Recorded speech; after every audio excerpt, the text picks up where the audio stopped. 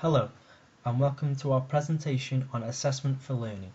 My name is Jamie Brunston, and I am working on behalf of Lyndon Battle, Alex Powier, Jamie Turner, and Zoe Parry-Wilcox.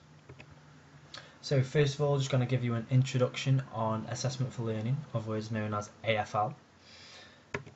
First of all, we're going to talk is what is AFL. Then we're going to go on to the AFL strategy.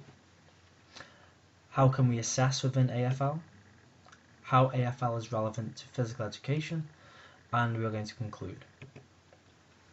So first of all, we're just going to give you a definition of AFL. We've just got two here. So the first one is assessment for learning is a process of seeking and interpreting evidence for use by learners and their teachers to decide where the learners are in their learning and where they need to go and how best to get there. Also, another definition is assessment for learning turns the classroom assessments process into an instructional intervention designed to increase, not merely monitor, the student's learning. Now going on to what AFL is. AFL is a constant assessment, an assessment process that is done knowingly and unknowingly by the students, giving both educators and the students chances to constantly assess and learn. AFL is also a method that can be used to see how the student is doing within their academic studies. This can be done in many ways, and we will discuss in great much detail later. AFL also has a big emphasis on the learners being able to see, understand and acknowledge their abilities when it comes to learning. This can be done through things such as good and bad modelling, through understanding levels and abilities. This gives the learners opportunities to find themselves ways in which to improve. Then going on, within AFL we can break things down, keep things simple and help the progression. So going one part at a time, for example. Now going on to the AFL strategy. The Department of Children, Schools and Families, or DCSF, had an aim on who schools should be affected by within AFL. Building on work of the most successful schools, our strategy is now to make assessment for learning more widespread, systematic and constant.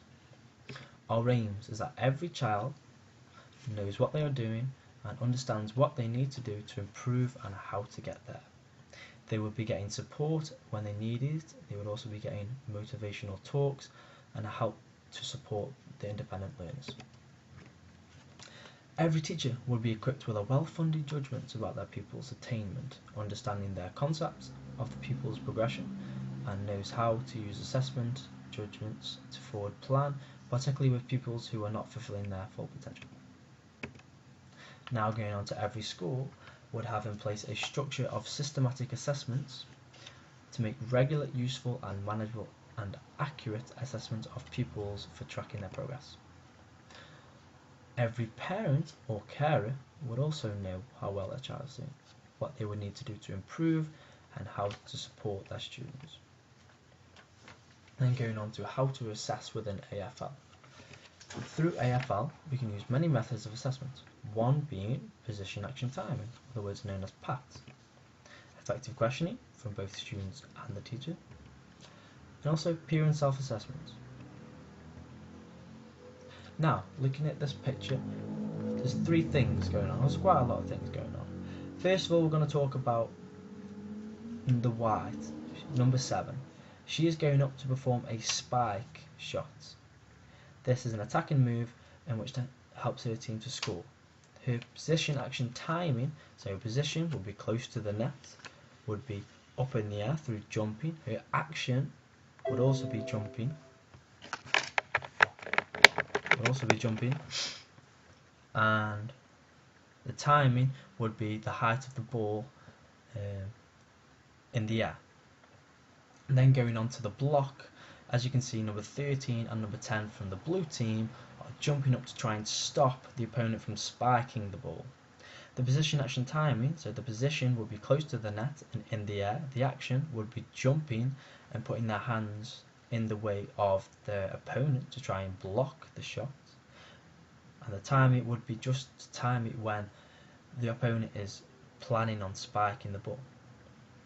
Now looking at number 8 on the blue team, she is in a perfect position to perform a dig shot. Now if 13 and 10 from the blue team did not block the shot, then she was in a prime position to perform this defensive shot to help keep her team in the game. Now going on to this little diagram, which is effective questioning. Thought out question is done to engage both the students and the teachers to help everyone explore and guide when learning. It's a good thing because it shows understanding and a wanting to learn knowledge. Now going on to peer and self-assessment. Now on the left hand side you can see that someone thinking. This can be thinking about their own performance, thinking about how well they've done. Do they feel that they could have done anything better? This is all about personally thinking about your own performance. Self-assessment. Now just underneath that picture there is a evaluation, kind of a ladder to success you could say. Now through peer assessment, this is one of ways which you can gradually improve and see how you have developed. And on the other side is peer assessment. You can see a group of people talking, or could be communicating, could be shouting or anything, but they are communicating, and this is peer assessment, getting other people's opinions on what went well, what didn't go so well. But this is all a part of the learning curve of peer assessment, helping you to improve overall. How AFL could link to PE? So starting basic and progress the skill accordingly. This also does link to skill complexity. For example, if you were doing badminton, you would not go straight on to the smash shot because that would be very difficult to perform. You might start something basic such as the serve or even hitting the shuttlecock. Now, starting basic and progressing, you could be breaking down the individual movements. This could help. It would help me. So, use of demonstrations and modelling. For example, good or bad demonstrations could have a big effect. This could be done both from peer assessment or self-assessment. You could be thinking, oh, why am I doing this? Why am I doing that? Is this good? Is it linked to the game, the rules, for example? Constructive feedback. Now this is probably very important stuff. If you perform a skill, oh, that was really good. Why was it really good? Giving that constructive feedback will help to improve knowledge on the sport, but also perception of the sport. Why would you do that, for example? And also, lastly, the use of practice. So the use of skills learned from the drills, and that could be transferred into games, for example. So for example, would you do a drill and go straight into a game, or would you use the drill and go into small sided games and then gradually progress?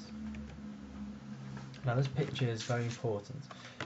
We feel it shows a lot of things that could link to AFL.